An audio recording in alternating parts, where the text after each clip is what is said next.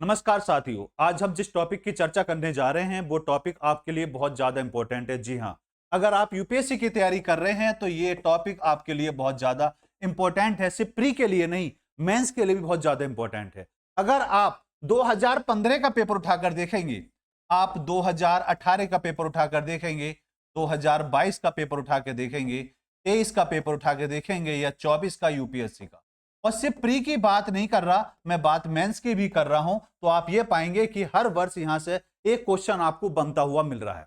अगर बात करते हैं हम पीसीएस की, और पीसीएस में अगर मैं बात करता हूं यूपी की, तो यूपी में आप देखेंगे कि आरओ एआरओ जो अभी हाल फिलहाल में हुआ 2024 में, तो वहां आपने देखा होगा कि आपसे एक क्वेश्चन बनता हुआ मिला। ऐसी बिहार पीसीएस की अगर हम बात करें, उत्तराखंड पीसीएस की बात करें या राजस्थान पीसीएस की बात करें, तो विगत 3 वर्ष में, लास्ट 3 ईयर की अगर हम बात करें, तो वहां से आपको क्वेश्चन बनता हुआ मिल रहा है। तो चलिए शुरुआत करते हैं। जो इंपॉर्टेंट टॉपिक आज हम आपके साथ शेयर करने वाले हैं, और आज का टॉपिक है हमारा पारिस्थितिकी। पारिस्थितिकी आला क्या होता है, तो समझिए कि आखिर यह पारिस्थितिकी आला होता क्या है। पारिस्थितिकी आला, इसको जरा समझना जरूरी है। हमने समझा कि परिस्थितिकी क्या होती है, हमने समझा कि परिस्थितिकी तंत्र क्या होता है, तो आखिर परिस्थितिकी आला क्या होता है। जो परिस्थितिकी तंत्र होता है उसकी किसी प्रजाति के पृथक कार्यात्मक भूमिका को यह निर्दिष्ट करता है, तो हम यह कह सकते हैं कि परिस्थितिकी आला जो होगा, जो हमारी परिस्थितिकी तंत्र है, उसकी जो कार्यात्मक भूमिका है, उस कार्यात्मक भूमिका को क्या करता है, ये उसकी कार्यात्मक भूमिका जो होती है, कार्यात्मक भूमिका को ये निर्दिष्ट करता है।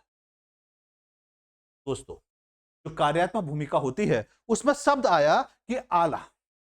आला की अगर हम बात करते हैं कि आखिर आला क्या हो, आला को अगर देखा जाए तो हम सामान्य तौर पर कह सकते हैं कि किसी भी प्रजाति, कोई भी प्रजाति हो, तो सभी जितनी भी प्रजाति हैं, जितनी भी प्रजाति आती हैं, प्रजातियों के लिए अगर हम आला को देखेंगे तो आला सभी के लिए अलग अलग अलग अलग होता है। इसका मतलब हम ये कह सकते हैं, कोई भी दो समान प्रजाति अगर हैं, दो समान अगर प्रजाति हैं, तो हम ये कहेंगे कि उनका जो आला होगा वो आला क्या होगा, अलग अलग होगा। दोस्तों, अगर हम बात करते हैं, दो प्रजातियों का समान आला नहीं हो सकता, लेकिन किसी भी समुदाय की बात करते हैं तो वहां पर एक शब्द निकल कर आता है जिसको कहा जाता है गिल्ड। इंपॉर्टेंट है, आपके एग्जाम में ये पूछा गया प्रश्न है कि गिल्ड किसे कहा जाता है। गिल्ड की अगर हम बात करते हैं तो गिल्ड किसी भी समुदाय के भीतर तुलन की भूमिकाओं के बारे में बताता है, उसकी आला आयामों वाली प्रजातियों के समूह को गिल्ड करता है।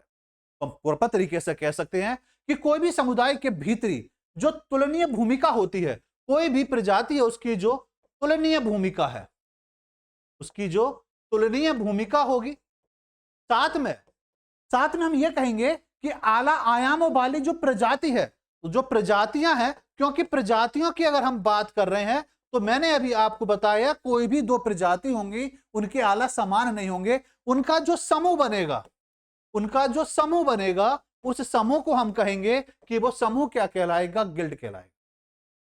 दोस्तों, अगर हम बात करें प्रजातियों की, चाहे वो प्रजाति आपकी महाद्वीपों की हो या महासागरों की हो, तो वहां पर यह पाएंगे कि भौगोलिक तौर पर देखा जाए तो आप यह पाएंगे कि परिस्थिति की तुलना वहां पर सबकी अलग अलग होती है।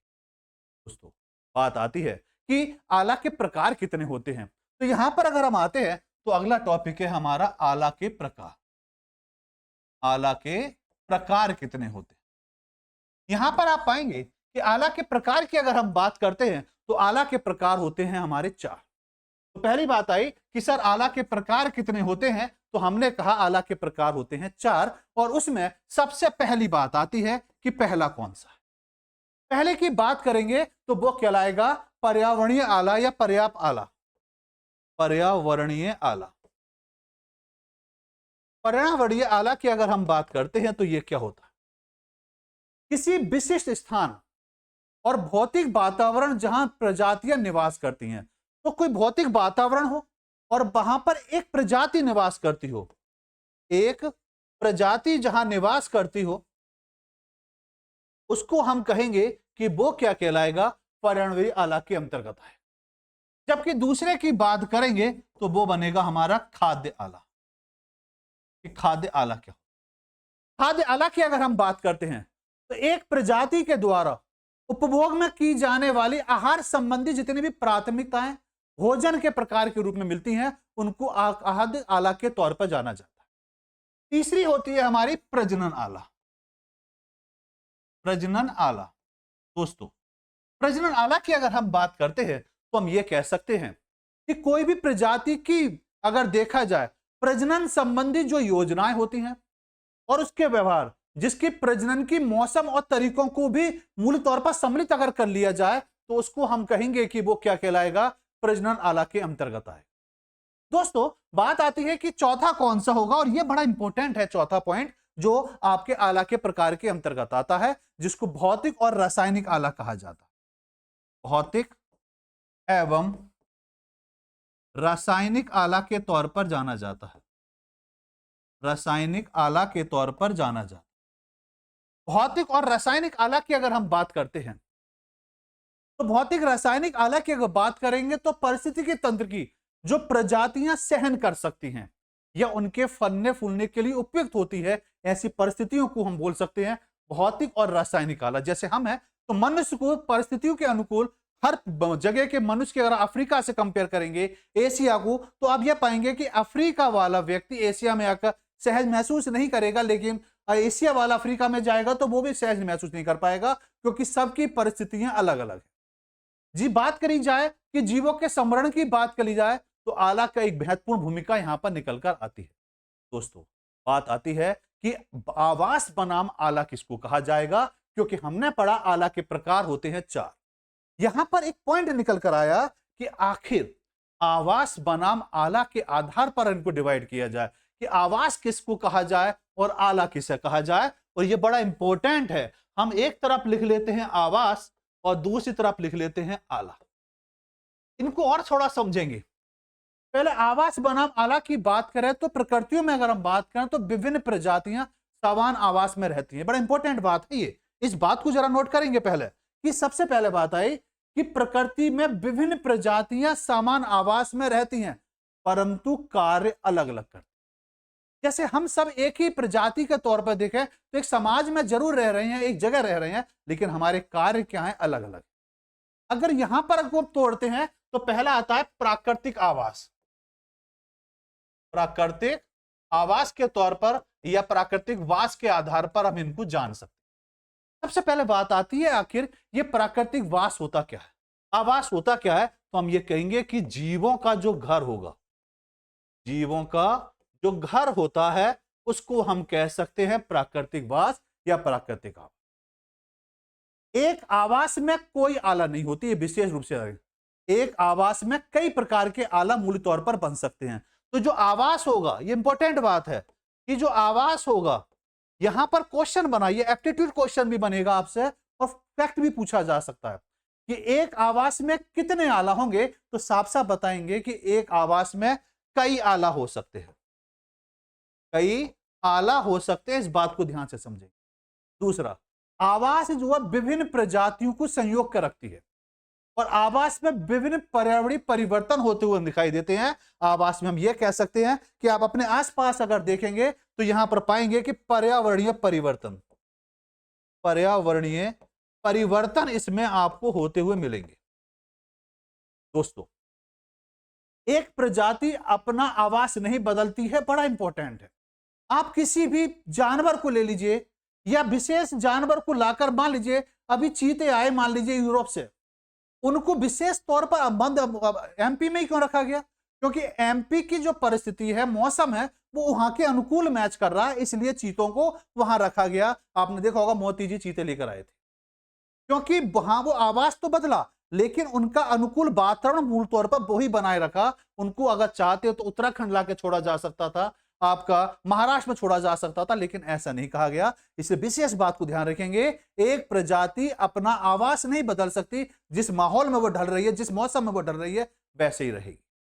दूसरी बात आती है आला क्या होता है। तो आवास क्या होता है? हम कह सकते हैं जीवों का जो घर होता है। अपने आप से कंपेयर करो ना भाई, हम भी तो एक जीव हैं, तो हमारा अपना एक घर है और वहां पर हम देखें तो हमारे बहुत सारे आला होते हैं और विभिन्न प्रजातियों के सहयोग से एक समाज में बहुत सारे लोग एक जगह रहते हैं और वहां पर पर्यावरण परिवर्तन होता हुआ मिलता है। अब कंपेयर करिए, मैं जहां पढ़ा रहा हूं, जहां आप वीडियो मेरी देख रहे होंगे, तो वहां देखेंगे वहां का वातावरण पर्यावरण अलग होगा, हमारे यहाँ का कुछ अलग।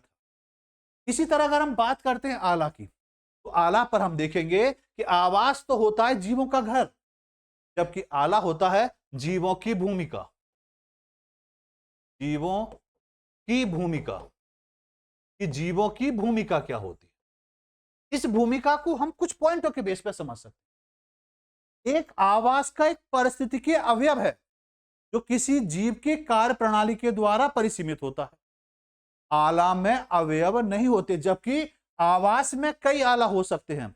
लेकिन अगर पूछा जाए आला में, तो आप बोलेंगे आला में अवयव नहीं होते। आला एक ही प्रजाति का समर्थन करती है, जबकि आवास कई प्रजातियों का समर्थन करती है। आला में पर्यावरणीय विशेषताओं का विशिष्ट समूह होता है। यहां पर पर्यावरणीय परिवर्तन होता हुआ दिखाई दे रहा है और एक प्रजाति अपने जीवन चक्र के विभिन्न चरणों में से एक से अधिक आला मूल तौर पर रख सकती है।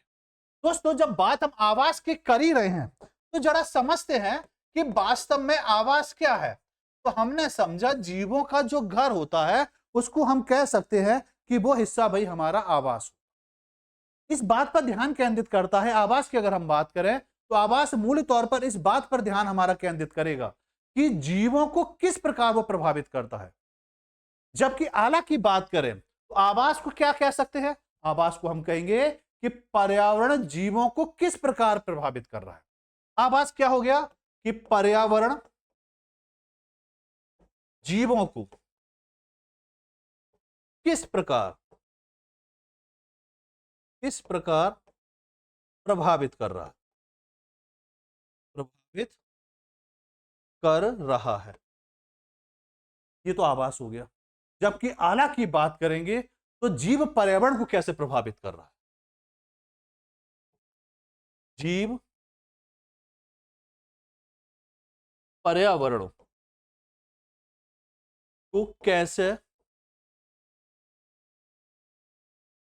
प्रभावित कर रहा है। अब मैं मानता हूं बिल्कुल बात अब बिल्कुल क्लियर हो गई कि आवास किसे कहा जाएगा, आला किसे। दोस्तों, यदि आवास की बात करें तो आवास हो गया आपका पता, आपका एड्रेस, और समझो बात को। जबकि आला की बात करें तो आपका व्यवसाय हो गया, आपका व्यवसाय हो गया, आपकी पहचान क्या है। खाद्य जाल में अगर हम बात करें तो उसकी पोषण स्थिति के बारे में बताता है, ये कैसे रहता है, उसकी भौतिक पर्यावरण के साथ, अपने समुदाय और अन्य जीवों के साथ कैसे अंतःक्रिया करता है। दोस्तों, एक पॉइंट निकल कर आता है, प्रतिस्पर्धा बहिष्करण का सिद्धांत क्या होता है। इंपॉर्टेंट है कि प्रतिस्पर्धा बहिष्करण का सिद्धांत, ये इंपॉर्टेंट है, इसको जरा समझिए। अगर हम बात करते हैं प्रतिस्पर्धा बहिष्करण का सिद्धांत,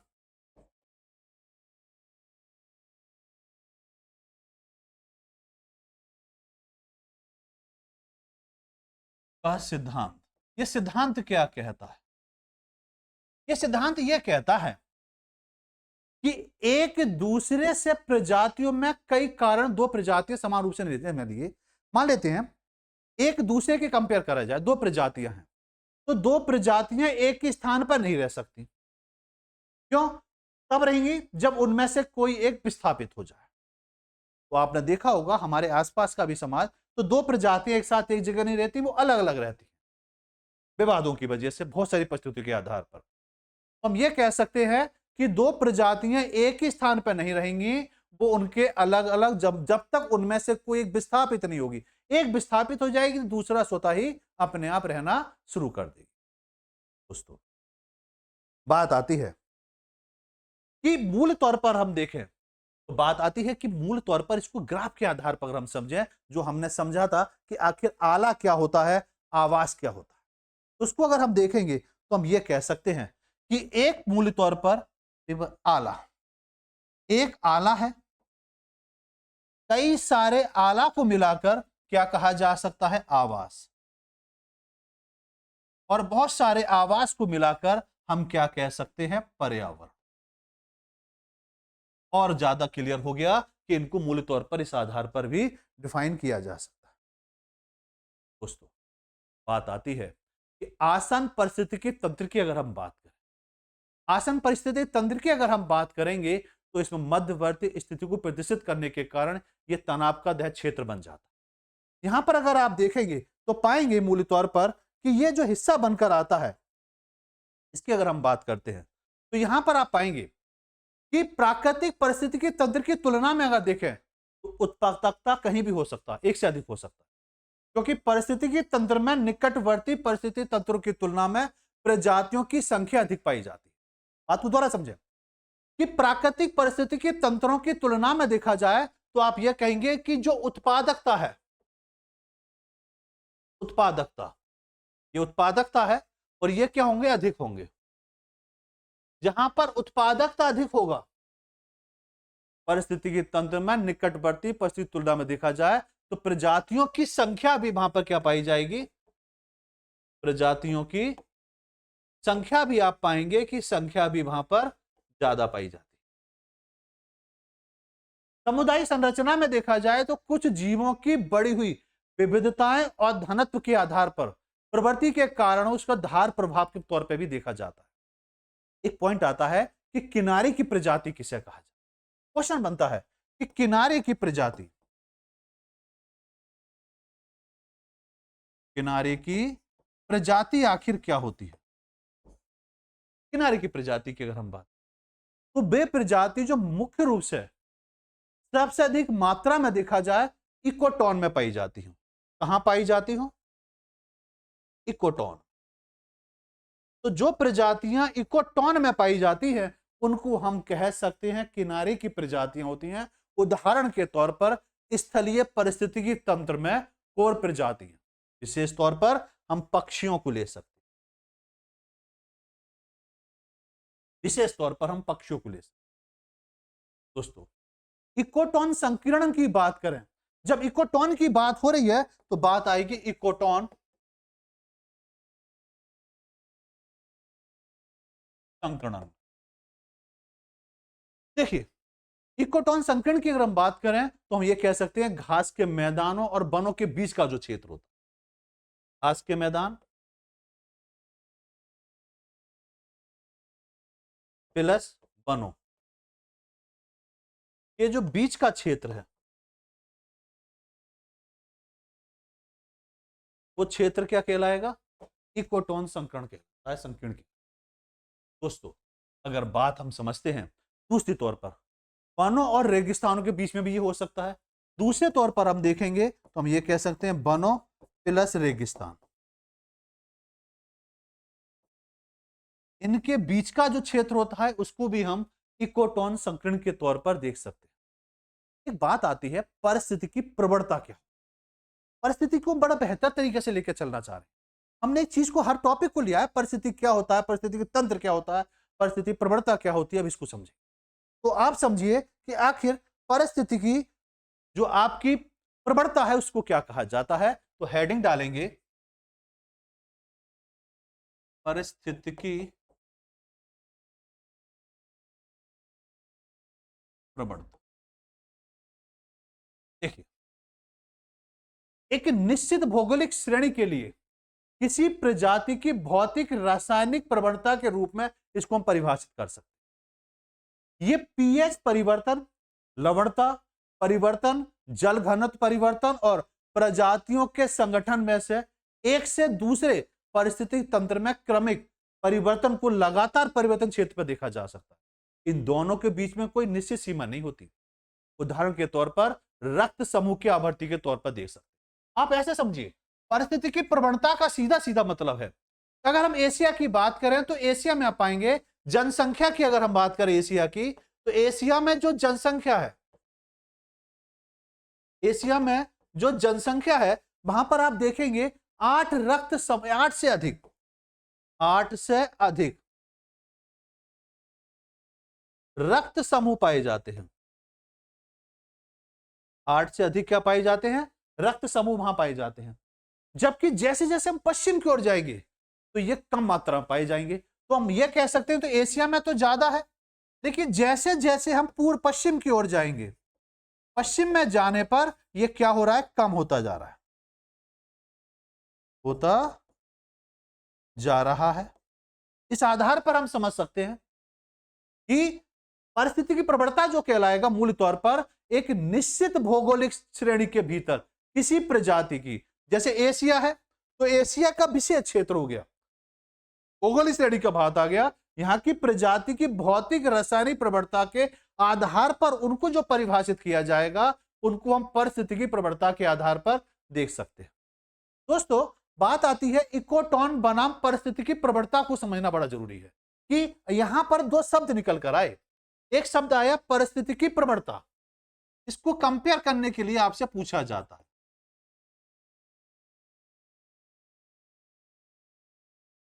परिस्थितिकी प्रवणता।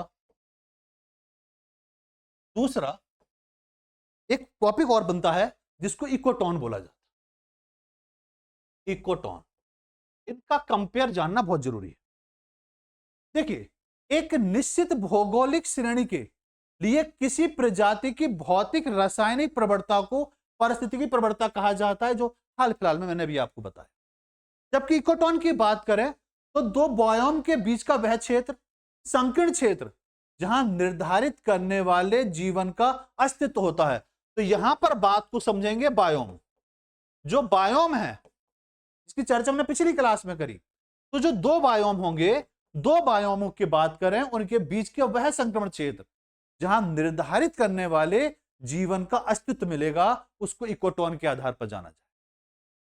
जबकि परिस्थिति की प्रवणता को और समझें तो निर्धारण करने वाले कारक के तौर पर भौतिक रासायनिक कारक होते हैं, जैसे यहां पर हम ले सकते हैं आर्द्रता, हम ले सकते हैं तापमान, टेम्परेचर, ये मूल तौर पर हम दे सकते हैं। यहां पर हम ले सकते हैं वर्षा। भौगोलिक रासायनिक की बात कर रहे हैं तो हम यहां पर रासायनिक परिवर्तन भी ले सकते हैं, भौतिक परिवर्तन भी लिया जा सकता है, इन सभी को इसके अंतर्गत लिया जा सकता है। जबकि इकोटोन की अगर हम बात करेंगे तो निर्धारित करने वाले कारक के दो स्वरूप होते हैं, पारिस्थितिकी तंत्र के बीच इसको संक्रमण के तौर पर देखा जा सकता है। दोस्तों पारिस्थितिकी कारक को अगर आप देखेंगे तो आप पाएंगे कि जो पारिस्थितिकी कारक है, पारिस्थितिकी कारक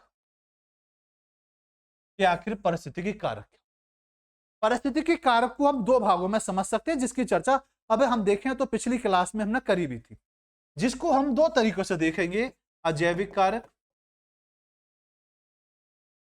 अजैविक कारक और आपका जैविक कारक। परिस्थितिकी कारक क्या, अगर हम अजैविक कारक को देखें तो हमने इसको पिछली क्लास में भी हमने इसकी चर्चा करी थी कि हम इनको तीन भागों में तोड़ सकते हैं। तीन भागों की बात करेंगे तो स्थल मंडल, जल मंडल, वायुमंडल के आधार पर हम इनको तोड़ा जा सकता है। स्थल मंडल की अगर हम बात करेंगे तो सीधा सीधा एग्जाम्पल मृदा होगा, जिसकी चर्चा में पिछली क्लास में जो सबसे पहली क्लास हुई थी वहां पर हमने करी। स्थल कृति की बात करेंगे यहां पर तो हम इसको ये कह सकते हैं कि मूल तौर पर जलवायु परिवर्तन के आधार पर इनको देखा जा सकता है। और अगर हम इसको तोड़ना चाहें तो हम इसको जैविकता के आधार पर हम इनको और भागों में भी तोड़ सकते हैं। जो जलवायु मंडल है, जलवायु मंडल के आधार पर हम इसको वायुमंडल के हिस्से के अंतर्गत इसको रखा जा सकता है। दोस्तों अगर अजैविक कारक को और तोड़ेंगे तो इसके एक भाग और निकल कर आ सकता है, अगर परिस्थितिकी कारक के आधार पर देखा। ये जो कारक है ये परिस्थितिकी तंत्र के अंतर्गत आते हैं। बात आ रही है परिस्थितिकी कारक की, तो इसमें अगर हम देखेंगे तो सबसे पहले आएगा आपका मृदीय कारक। पहला आएगा आपका मृदीय कारक। मृदीय कारक की अगर हम बात करेंगे तो उसमें आएगी मृदा। दूसरी अगर हम बात करते हैं तो दूसरा आता है स्थलकृति आकृति, स्थलाकृति। स्थलाकृति की बात करेंगे, पृथ्वी की बात करेंगे तो जहां पर अक्षांश देशांतर आ जाएंगे आपके, अक्षांश देशांतर, अक्षांश देशांतर, पर्वत आ जाएंगे। स्थल की बात हो रही है तो स्थल पर जो कुछ पाया जाएगा वो सभी के सभी इसके अंतर्गत आ जाएंगे। पर्वत आ जाएंगे, पर्वत चोटियां आ जाएंगी, बहुत सारी वायुमंडल का बहुत सारा भाग आ जाएगा। जबकि मूल तौर पर आप देखेंगे तो यह भाग आता है जलवायु के अंतर्गत। जलवायु में आप पाएंगे कि मूल तौर पर टेम्परेचर, सूर्य का प्रकाश, आर्द्रता, जल, ये सभी के सभी कारक इसके अंतर्गत। दोस्तों, अगर हम बात करते हैं जैविक कारक की, जिसकी चर्चा हम पिछली क्लास में बड़ी बेहतर तरीके से करी। जैविक कारक, जैविक कारक को हम मूल तौर पर देखेंगे तो हम इनको भी दो भागों में बांटेंगे। सकारात्मक कह सकते हैं, सकारात्मक या अंतःक्रिया। अंतःक्रिया, सकारात्मक में अगर हम देखेंगे तो हम यह कह सकते हैं परिस्थितिकी सहभोगी के आधार पर इनको डिवाइड किया जाता है। दूसरा, नकारात्मकता के आधार पर अगर हम देखेंगे, नकारात्मकता के आधार पर हम कह सकते हैं इसमें शिकार आ जाएगा, प्रतिस्पर्धा आ जाएगी, सहजीवी आ जाएंगे, परजीवी आ जाएंगे, ये सभी के सभी तंत्र इसके अंतर्गत है। दोस्तों, प्रजातियों के वितरण के आधार पर हम देखें अजैविक कारकों का आखिर प्रभाव क्या पड़ता है। अगर इसको देखेंगे तो इसका प्रभाव जो पड़ता है मूल तौर पर बहुत सारे कारकों के आधार पर। तो प्रजातियों के वितरण के आधार पर अजैविक कारकों के अगर हम प्रभाव को देखें, अजैविक कारकों के प्रभाव, अजैविक कारकों के प्रभाव पहला पड़ेगा तापमान के आधार, तापमान के आधार। जीवों को निश्चित सीमा तक ही तापमान सहने की क्षमता होती है। इसके आधार पर हम कह सकते हैं कि प्रजातियां यूरीथर्मल को झेल सकती हैं। तो तापमान के आधार पर हम यह कह सकते हैं कि कोई भी प्रजाति है, कोई भी प्रजाति है वो एक सीमा तक ही टेम्परेचर को झेल सकती है, जिसको हम मूल तौर पर कहेंगे यूरीथर्मल। यूरीथर्मल क्या होता है? यूरीथर्मल, तो यूरीथर्मल की बात करें, तापमान में बढ़ने बादलों के झेल सकता है, मतलब जितना टेम्परेचर बढ़ रहा है उसको झेलने की क्षमता कितनी है, या हम इसको कह सकते हैं स्टेनोथर्मल, या हम इसको स्टेनोथर्मल के तौर पर, थर्मल के नाम से भी जान सकते हैं।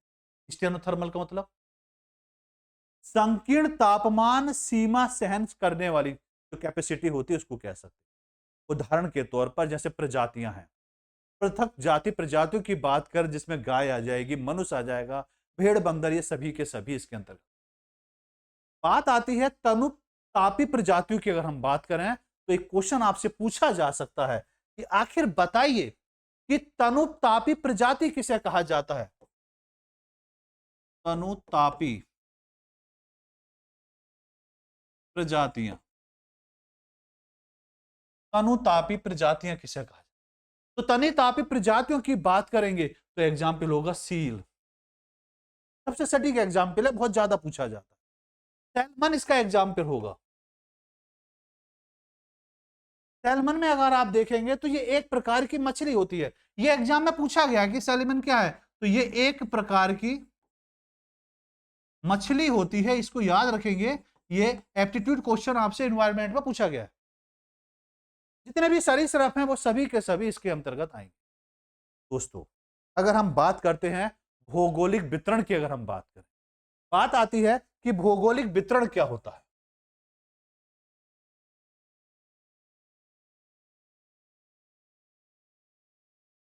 भौगोलिक वितरण,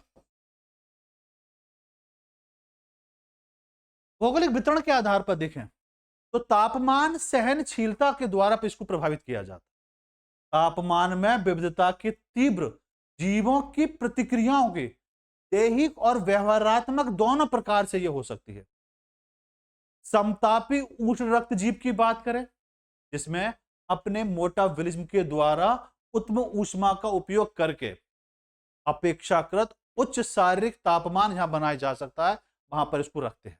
उदाहरण के तौर पर पक्षी इसमें आ सकते हैं, स्तनधारी जीव इसमें आ सकते हैं, तो हम ये कह सकते हैं पक्षियों को इसमें रखा जा सकता है, और स्तनधारी, स्तनधारी जीवों को इसके अंतर्गत रखा जा सकता है। भौगोलिक वितरण के आधार पर हमने इसको समझा। दोस्तों, विषम तापीय अगर पूछा जाए या पूछा जाए शीत रक्तीय जीव किसे कहा जाता, क्वेश्चन बना विषम तापी या एक नाम और बनेगा शीत रक्तीय जीव, शीत रक्तीय जीव।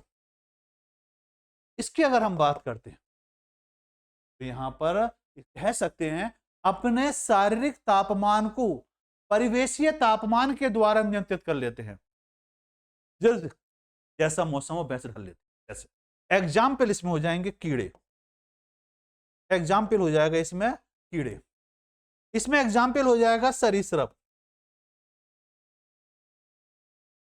और एग्जाम्पल की अगर हम बात करेंगे तो मछली इसके अंतर्गत आ जाएगी, उभयचर इसके अंतर्गत।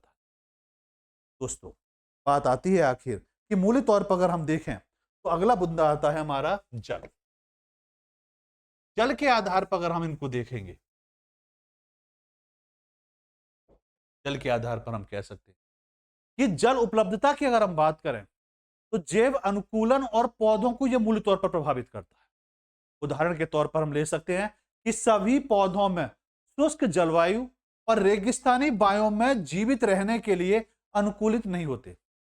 जैसे बबूल हो गया, बबूल की अगर हम बात करें तो जैसे जेरोफाइट में भी देखें तो अनुकूलन और पानी के भंडारण को संचरण के लिए अद्वितीय विशेषताएं इसके अंतर्गत पाई जाती।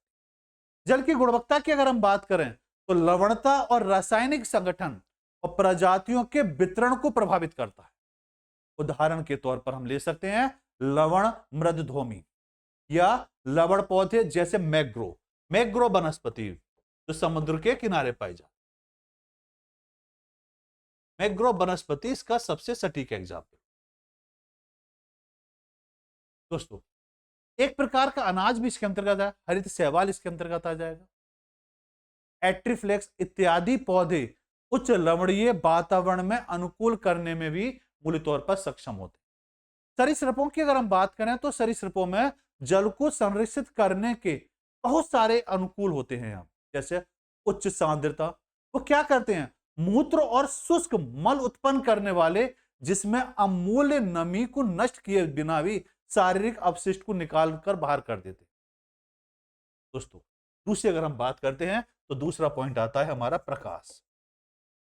ये आखिर प्रकाश की बात, प्रकाश को बात करें तो प्रकाश संश्लेषण की प्रक्रिया के लिए प्रकाश मूल तौर पर आवश्यक है, सभी को पता, और ऊर्जा का यह प्रमुख स्रोत है। और प्रकाश के स्रोत की अगर हम बात करेंगे तो सूर्य के द्वारा ऊर्जा पारिस्थितिकी तंत्र में यह मूल तौर पर प्रवेश करता है। चेस्मोफाइट एक आता है, चेस्मोफाइट, इसमें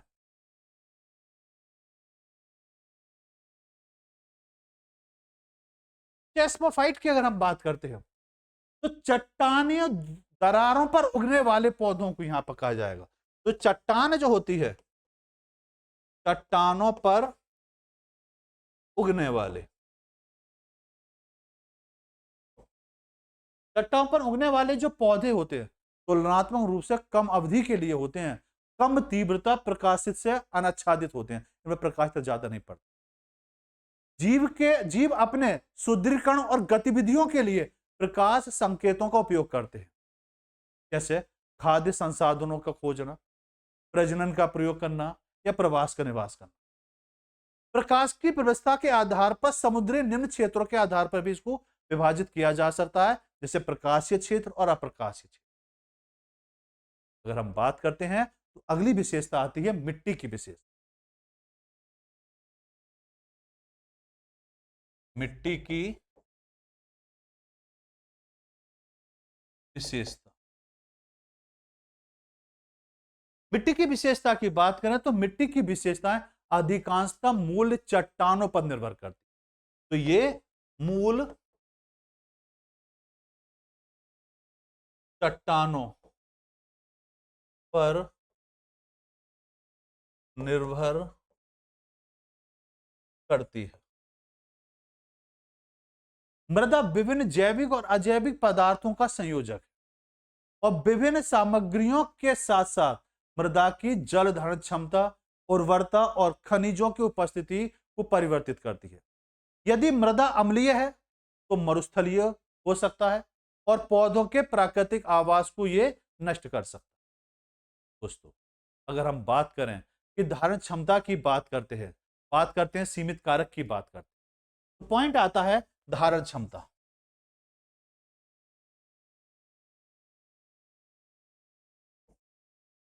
पॉइंट आता है सीमित कारक।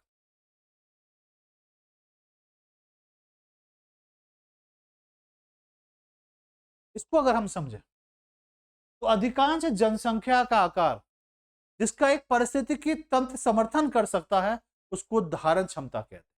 तो हम ये कह सकते हैं कि अधिकांश जनसंख्या के आधार पर इसको डिवाइड किया जा सकता है। अधिकांश जनसंख्या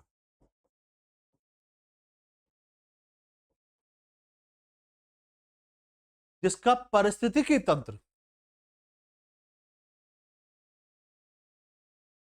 परिस्थितिकी तंत्र समर्थन करता,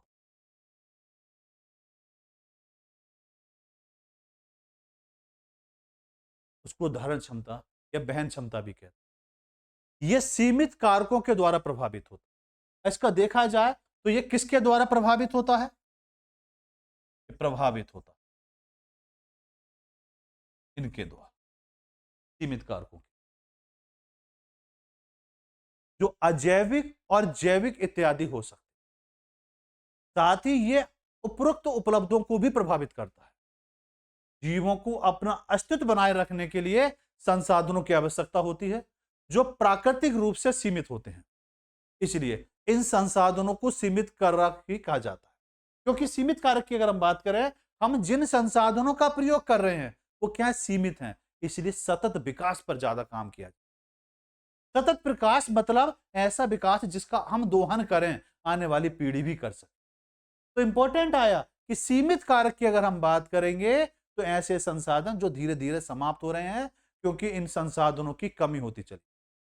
जो एक परिस्थिति तंत्र में कितने जीव रह सकते हैं उसको भी यह नियंत्रित करता है। उदाहरण के तौर पर हम स्थान की बात करें, आप अपने आसपास देखिए शहरों का अस्तित्व धीरे धीरे, गांव को कंपेयर कर लीजिए, गांव अंदर से बाहर आ रहे। भोजन की बात करिए, भोजन, बात ऑक्सीजन की करिए, ज्यादा दूर मत जाइए, कोविड के नजदीक चली जाए, ऑक्सीजन खत्म हो गई ना। जल की बात करें, अगला विश्व युद्ध हो सकता है जल के लिए हो जाए। टेम्परेचर की बात करें, वर्षा आदि की बात करें, ये कारक जनसंख्या के वृद्धि दर को भी सीमित करते हैं, रुकावट पैदा कर सकते हैं अगर इनमें सीमित नहीं किया गया है। दोस्तों, जलीय परिस्थिति के तंत्र की अगर हम बात कर रहे थे तो सूर्य के प्रकाश और ऑक्सीजन सर्वाधिक सीमित कारक हो सकते, जबकि स्थलीय परिस्थिति के तंत्र में नमी और तापमान प्रमुख सीमित कारक है। धारण क्षमता तक जनसंख्या में वृद्धि, अपेक्षाकृत स्थिर जनसंख्या का आकार, जैविक और अजैविक कारकों में परिवर्तन बहन क्षमता को प्रभावित करता है। ये दो प्रकार से हो सकता है, एक तो प्राकृतिक आपदाएं और एक मानव प्रभावित। तो हम इनको अगर देखें तो हम सीमित कारक को अगर हम देखें तो हम इनको दो तरीके से देख सकते हैं, एक तो प्राकृतिक आपदा, प्राकृतिक आपदाएं, और सबसे सटीक अगर मानेंगे तो वो बनेगा मानव प्रेरित, जो मानव के द्वारा हो रहा है, मानव प्रेरित इसके अंतर्गत बहन क्षमता में गिरावट और इस प्रकार जनसंख्या आवश्यकता से अधिक होना। एक बार संसाधनों की क्षीणता के बाद जनसंख्या को यह समाप्त हो जाए। दोस्तों, जैविक कारक और अंतःक्रिया को अगर हम समझें कि आखिर जैविक कारक और अंतःक्रिया को अगर देखा जाए तो उसको भी समझना आवश्यक, इंपॉर्टेंट है ये पॉइंट। ये एग्जाम में पूछा गया है, मेंस में यहां से क्वेश्चन आता है कि जैविक कारक और अंतःक्रिया को समझें। जैविक कारक एवं अंतःक्रिया।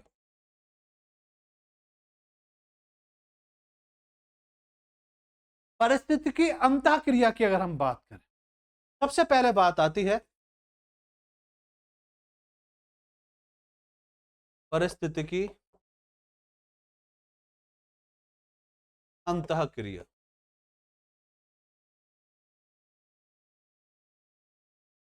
परिस्थितिकी अंतः, ये एक परिस्थितिकी तंत्र में विभिन्न जीवों के मध्य संबंधों और पारिस्थितिकी अंतःक्रिया को प्रदर्शित करता है। कौन? जैविक कारक की बात।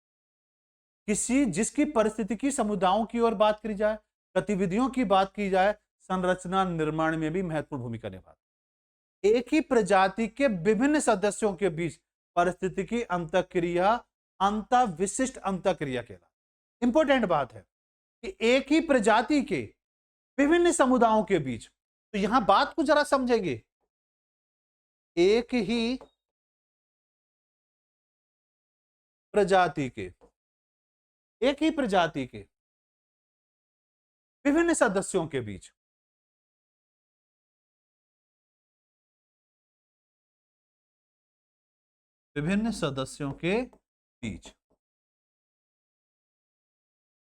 परस्पर अंतःक्रिया जो होती है उसको अंतः विशिष्ट अंतःक्रिया कहते हैं। जबकि विभिन्न प्रजातियों के व्यक्तियों के बीच होने वाली क्रिया को अंतर विशिष्ट अंतःक्रिया, दोनों में अंतर है, जरा समझेंगे। इनको अगर देखा जाए तो विभिन्न प्रकार से परिस्थितिकी अंतःक्रियाएं हो सकती, उनमें मूल तौर पर देखेंगे तो सबसे पहले आएगा आपका सहजीविता। सबसे पहले आएगा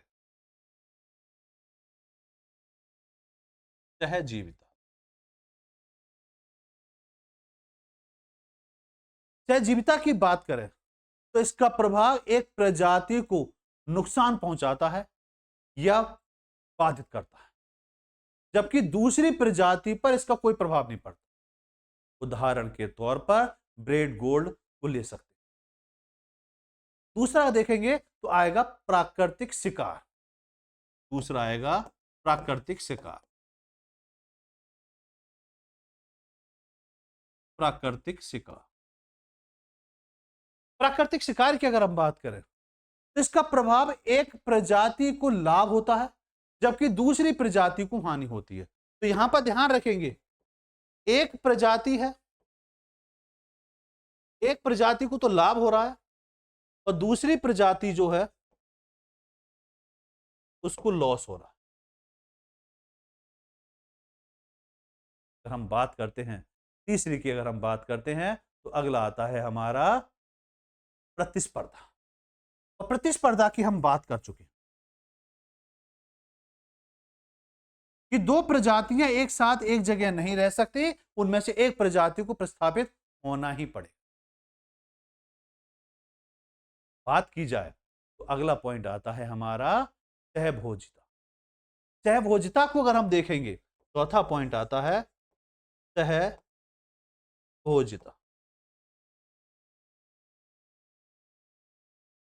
सहभोजिता क्या है? एक प्रजाति संयोग के आधार पर, एक को तो लाभ हो रहा है जबकि दूसरी प्रजाति को ना तो हानि और ना ही कोई रोक टोक की जा रही। तो यहां पर कह सकते हैं कि एक को प्रॉफिट और दूसरी की अगर हम बात करी जाए तो दूसरी जो प्रजाति है दूसरी को ना लाभ और ना ही हानि, उसको क्या बोला जाएगा? उसको सहभोजिता के आधार पर जाना जाए। अगर हम बात करते हैं तो अगला आता है तटस्थता कि आखिर तटस्थता क्या हो? तटस्थ, तटस्थ इसकी बात करें तो यहां पर हम कह सकते हैं कि राइजोबियम प्रॉपर तौर पर ले सकते हैं। यहां पर हम कह सकते हैं कोई भी प्रजाति दूसरी प्रजाति को प्रभावित नहीं करती। कोई भी प्रजाति दूसरी प्रजाति को प्रभावित नहीं करती। सीधी सी बात, मतलब ना किसी को नुकसान होगा और ना किसी को लाभ होगा। अगर हम बात करते हैं कि तटस्थता की बात हमने करी, हमने बात करी कि आखिर परिस्थिति के प्रकार क्या था। अब बात आती है परिस्थितिकी सिद्धांत की। परिस्थितिकी सिद्धांत की अगर हम बात करते हैं,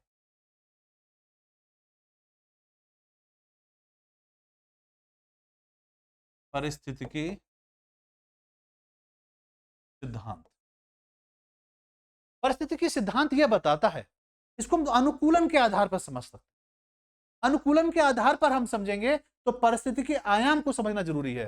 तो परिस्थितिकी सिद्धांत में सबसे पहले हम अनुकूलन के आधार पर समझेंगे, और अनुकूलन के आधार पर हमें समझना पड़ेगा कि परिस्थितिकी आयाम, परिस्थितिकी आयाम क्या होता है। परिस्थितिकी आयाम, प्रत्येक प्रजाति की विशिष्ट सीमा होती है जिसमें परिस्थितिकी परिवर्तन कर सकता है। उदाहरण के तौर पर शीत रक्त प्राणियों के लिए संकीर्ण तापमान श्रेणी और उष्ण रक्तीय प्रजाति के लिए विशिष्ट तापमान श्रेणी इसके अंतर्गत आती है। अनुकूलन की बात करें तो किसी भी जीव का स्वरूप, व्यवहार, संरचना, जीवन पद्धति और जानवरों को किसी विशेष वातावरण में जीवित रहने की यह मूल तौर पर अनुमति देती है।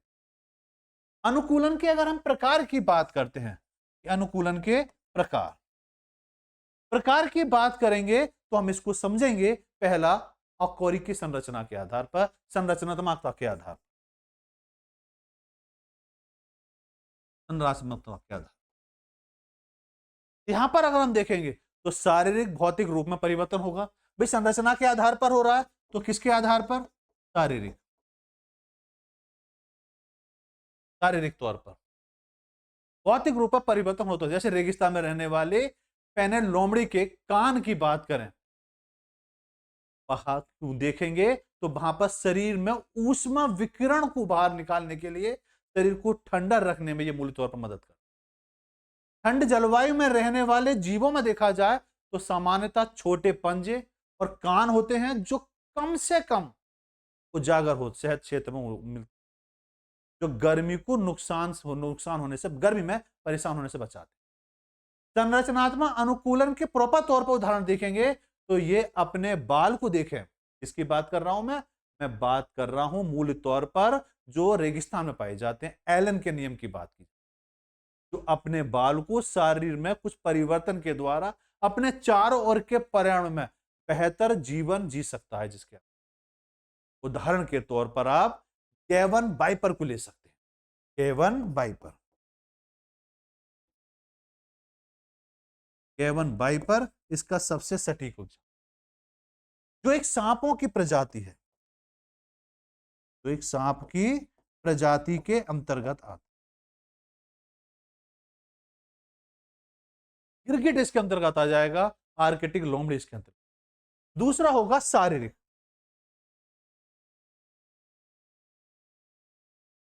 शारीरिक तौर पर हम इसको देख सकते हैं। शारीरिक तौर पर अगर हम देखेंगे, शारीरिक तौर पर देखेंगे तो इसको दैहिक के आधार पर देखेंगे। दैहिक के आधार, जीव कोशीय स्तर पर जैविक परिवर्तन का इसका परिणाम इसके अंतर्गत आता है।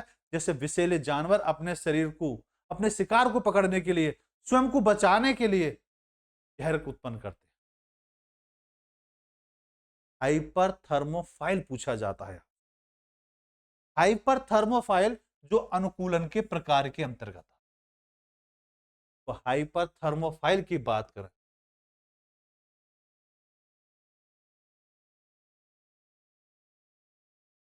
इसकी अगर हम बात करते हैं तो जीवों को अत्यधिक गर्म वातावरण में पनपता है। तो जहां पर जीव 60 डिग्री से अधिक टेम्परेचर पर पनपता है उसको इसके अंतर रखा जाता है। उसके एग्जाम्पल के तौर पर हम ले सकते हैं गर्म पानी में सहने और सागर में रहने वाले तौर पर जल जीवों के लिए। जलवायु अनुकूलन इसके अंतर्गत आता है।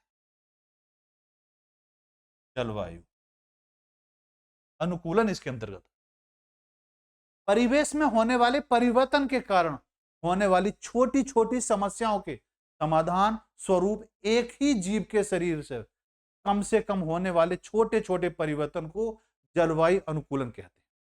उदाहरण के तौर पर सियाचिन ग्लेशियर में कठोर जलवायु वाले क्षेत्रों में सेवा देने के वाले सैनिकों की अब बात करेंगे तो कठोर अनुकूल तौर पर उनको प्रशिक्षण दिया जाता है।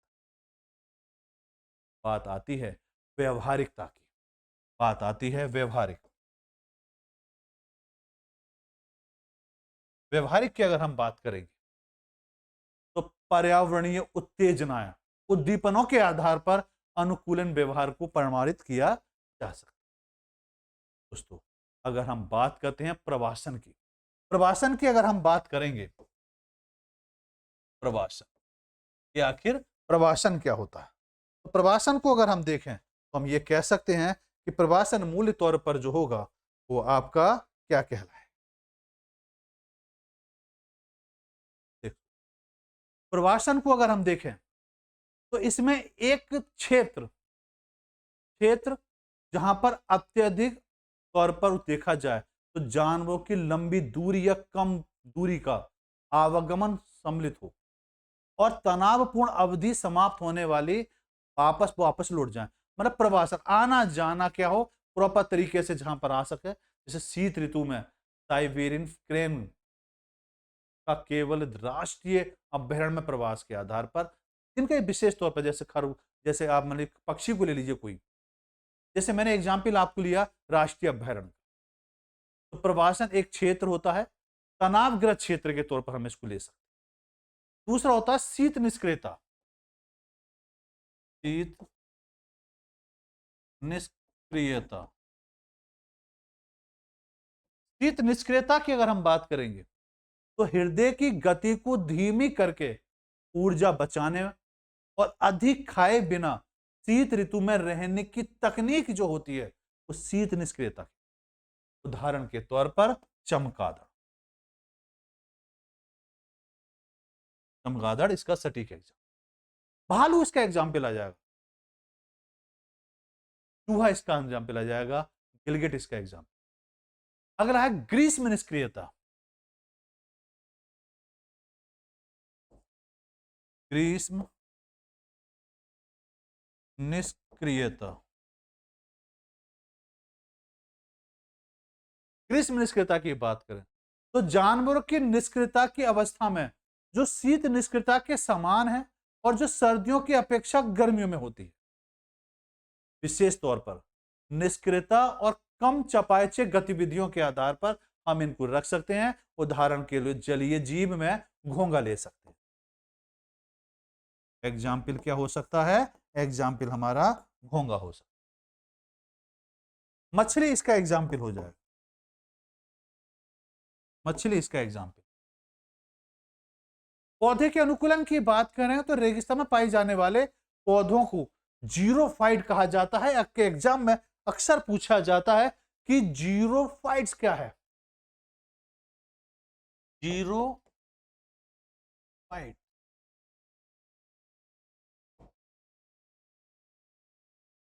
जीरोफाइट्स की अगर हम बात करें तो रेगिस्तान में उगने वाले पौधे, रेगिस्तान में उगने वाले पौधे, रेगिस्तान में उगने वाले पौधे जो होते हैं उन्हें कहते हैं, उन्हें वातावरण में पाई जाने वाली जलवायु रहित परिस्थिति तंत्र में स्वतः ही अपने आप को अनुकूलित कर लेते हैं। एक आता है रसीला, एक शब्द आता है कि आखिर ये रसीला क्या है। तो रेगिस्तानी पौधों में मौसम तने होते हैं जो जल को धारण करते हैं। तो ये मौसम रेगिस्तान में देखा जाए तो रेगिस्तान में जो तने होते हैं, मौसल तने होते हैं, कुल तौर पे याद रखेंगे, मौसले तने होते हैं, उनको हम कहते हैं जो जल को धारण करते हैं। ये क्या करते हैं? जल को धारण करते हैं। दोस्तों बात आती है जलाभाव सहनशीलता। छोटी पत्तियां, संशोधित पत्तियां, ये सब के सब आपके एग्जाम में डिट्टो ऐसे कैसी आई। जलाभाव की अगर हम बात करें, जलाभाव सहनशीलता,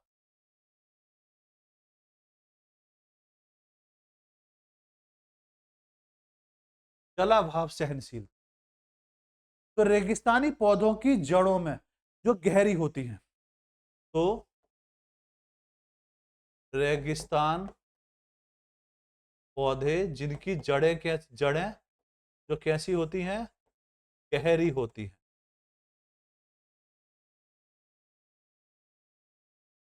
जल को क्षय से रोकने हेतु पत्तियों और तनों पर तौर पर यह पाई जाती है। छोटी पत्तियों की बात करें तो बाष्पीकरण को कम करने में मदद करती हैं। पौधे में अगर आप देखेंगे छोटी पत्तियां,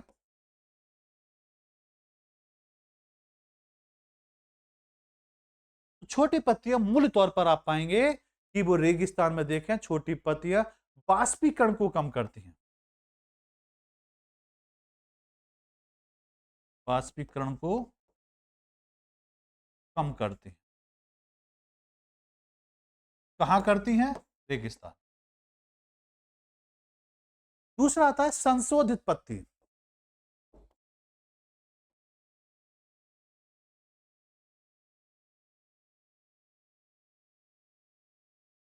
संशोधित पत्तियों की अगर हम बात करेंगे तो कैक्टी जैसी कई रेगिस्तानी पौधों की पत्तियों में पानी की सीध को कम करने के लिए कांटों में परिवर्तन होता रहता है। बात करें जानवरों के अनुकूल, हमने बात करी पेड़ पौधों के अनुकूल, अब बात करते हैं जानवरों के अनुकूल।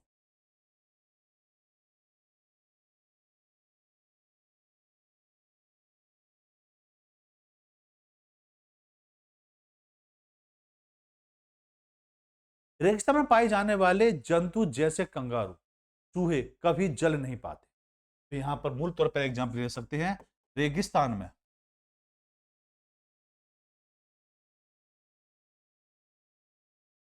में आप ले सकते हैं कंगारू, आप ले सकते हैं ऊंट। ये एक सटीक एग्जाम। दोस्तों एक आता है लवण बुद्धोनिध पौधा। मैंग्रोव जैसे पौधों में लवणीय मिट्टी के उत्पन्न होते हैं और इन्हें ही हम बोलते हैं लवण मृदबोधि पौधा। इनकी जड़ों की अगर हम बात करें तो इनकी जड़ें मिट्टी में वायु संचरण की कमी की क्षतिपूर्ति के लिए पाई जाती।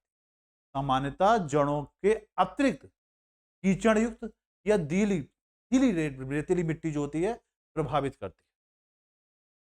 दोस्तों देखा जाए, अब आता है जरा भुंजता। जरा भुंजता की अगर हम बात करते हैं,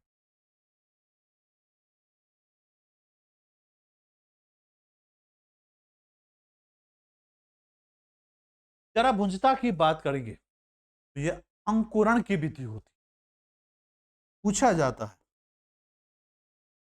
अंकुरण की विधि, कि अंकुरण की विधि किसे कहा जाता है? हम बोलेंगे रजा भुंजा कोई अंकुरण की विधि। जलीय जंतुओं के द्वारा देखा जाए तो समान अंकुरण की बात करें तो सब सुप्रभारी शरीर इसका होता है। जलीय जंतु में आसानी से तैरने और मदद करने में सहायक। गलफड़े की बात करें तो इनके जो रन श्वसन अंगों के द्वारा जलीय जंतु अपने भीतर सांस लेते। पंख की बात है तो समस्त पंख जैसी संरचनाएं मछलियों के पानी में संचलन में मदद करती। पारगम्य त्वचा की अगर हम बात करें तो यह त्वचा कुछ जलीय उभयचरों के जल में एक्शन में मदद करती, जबकि चप्पू जैसी पूंछ जो होती है मीठे जल के जानवरों के शरीर के जल की मात्रा और लवण की सांद्रता के नियंत्रण को परासरण नियमन के रूप में भी जाना जाता है। इकोफीन और इको टाइप और इको स्पेस की अगर हम बात, इंपॉर्टेंट है यहां से आपसे क्वेश्चन बनेगा ही बनेगा, क्योंकि यहां पर कंपेयर किया जा रहा है इसकी इकोफीन। एक तो है आपका इकोफीन, इकोफीन बना, इकोफीन को कंपेयर किया जा रहा है इको टाइप से। इको टाइप बनाम इको टाइप बनाम इको स्पेसी, इको स्पेस। दोस्तों यहां पर अगर हम देखते हैं स्पेसिज, ठीक, तो इकोफीन की अगर हम बात करते हैं पहले इकोफीन की, तो इकोफोन की फेन की अगर हम बात करें तो यह मूल तौर पर रूपात्मक रूप से परिवर्तित रूप इसका इक्केट्स का। तो हम यह कह सकते हैं कि यह इक्केट्स का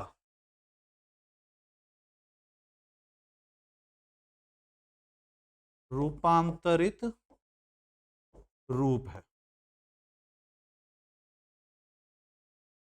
जबकि बात करें मूल तौर पर देखें, ये फिनोटाइप्स में विभिन्नता प्रदर्शित करता है। उदाहरण के तौर पर अफ्रीका में रहने वाले एक यूरोप में रहने वाले यूरोपियन की तुलना में देखा जाए तो भिन्नता की विशेषताएं हो सकती हैं, जैसे त्वचा में मेलेनिन का अधिक होना। इकोफिन की अगर हम बात करते हैं, इकोफिन के बीच के अंतर की अगर हम बात करें तो ये अस्थायी संरचनात्मक भिन्नताएं हैं जो प्रतिवर्तित होती हैं और दो अलग अलग इकोफिन्स की आनुवांशिकता में कोई भी परिवर्तन नहीं होता हुआ दिखता। पारिस्थितिकीय प्रकार की अगर हम बात करते हैं तो इकोफिन्स अपने नए वातावरण में लंबे समय तक रह सकते हैं, बात करने वाली है, जिसके परिणाम स्वरूप आनुवांशिक रूप से निश्चित संरचनात्मक आकारीय परिवर्तन होता है। संरचनात्मक परिवर्तन स्थायी हो सकता है और दो इकोटाइप के बीच अंतर जो होता है जीन योग्य संतुलन उत्पन्न कर सकता है। उनके जीन होता है उसके अंतर पर अंतर दिखाई दे सकता है। परिस्थिति की प्रजाति के आधार पर हम इसको देखेंगे तो एक ही प्रजाति के जंतु या पादपों में विभिन्न वातावरण लंबे समय तक पृथक पृथक रहने पर एक अस्तित्व आता हुआ दिखाई देता है। अनुकलन जीन्स की अगर हम बात करेंगे तो यह स्थायी भाग बन सकता है, जिससे स्थायी संरचनात्मक और आनुवांशिक विभिन्नता दोनों प्रकार की हो सकती है। इनकी विभिन्नताओं के अगर देखेंगे तो विशिष्ट अंशाणु को जोड़ने या हटाने के कारण आनुवांशिक संरचना में परिवर्तन होता हुआ दिखाई दे रहा है। उदाहरण के तौर पर जलवायु परिवर्तन, भौगोलिक बाधाएं इत्यादि समय के साथ साथ परिवर्तन को यह प्रेरित करती है। उत्परिवर्तन, जलवायु, भौगोलिक बाधाएं आदि में यह परिवर्तन समय के साथ विविधता उत्पन्न करती है। अनुकूलन विकर्ण की बात करें तो वह प्रक्रिया जिसमें जीव नई पर्यावरणीय चुनौतियों या पर्यावरणीय क्षेत्रों के अंतर्गत पैतृक प्रजाति के रूप में बाधित होते। दोस्तों बात आती है प्रजातिकरण की, बात आती है प्रजातिकरण की।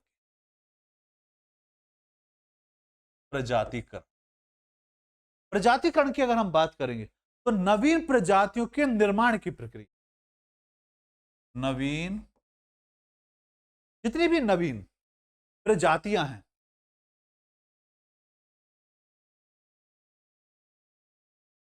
का निर्माण की जो प्रक्रिया है। अब बात आ रही है ये प्रक्रिया हो कैसे रही है भाई। एक प्रजाति में बहुत सी जनसंख्या सम्मिलित होती है। अधिकांश भौगोलिक बाधाओं के कारण विभिन्न जनसंख्या पृथक होती रहती है। भौगोलिक पृथकता से प्रजातिकरण, प्रजाति उद्भवन होता है। एलोपैक्टिक प्रजाति या भौगोलिक प्रजाति के तौर पर इनको जान। बात आती है सहानुभूति प्रजाति। सहानुभूति प्रजाति जो होती है वो अंतर प्रजनन में कोई भौतिक बाधा ना होने के बावजूद भी नई प्रजातियां स्वतः ही उत्पन्न हो जाती हैं, जिनको सहानुभूति प्रजाति के तौर पर जाना जाता है। सहानुभूति प्रजाति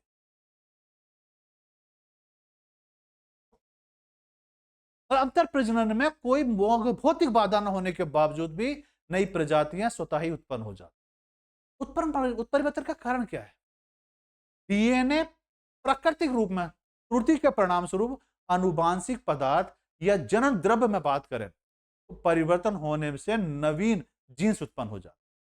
परिणाम स्वरूप देखा जाए तो समान प्रजाति के सदस्य विभिन्न प्रदर्शित करते हैं और वह समान नहीं होते। प्राकृतिक चयन की अगर हम बात करेंगे, जो आपने 9th में पढ़ा होगा, डार्विन का सिद्धांत, वॉलेस का सिद्धांत। तो प्राकृतिक चयन की अगर हम बात करते हैं, प्राकृतिक चयन, प्राकृतिक चयन की अगर हम बात करेंगे, डार्विन या वॉलेस की बात करें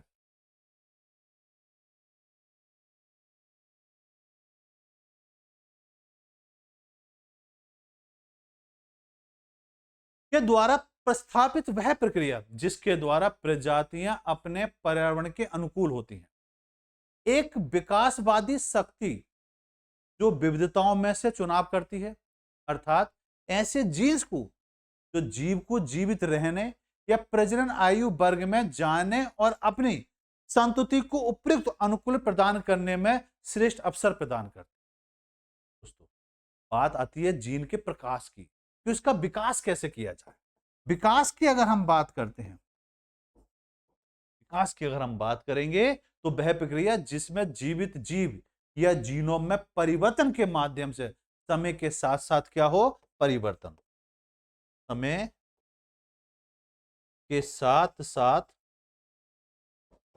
परिवर्तन होता रहे और वो परिवर्तन विकास में दिखाई, नई प्रजातियों को जन्म दे सकते हैं ये विकास परिवर्तन, और प्राकृतिक चयन और विविधता के माध्यम से जीव को वर्तमान पर्यावरण के लिए सर्वाधिक उपयुक्त माना जाता है।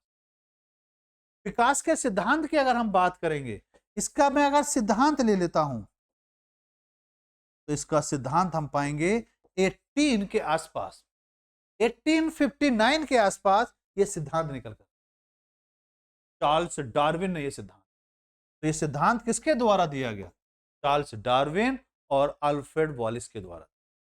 इस सिद्धांत को आनुवांशिकी में प्रगति के प्रकाश के रूप में विस्थापित किया गया, जिसे नव डार्विनवाद कहते हैं।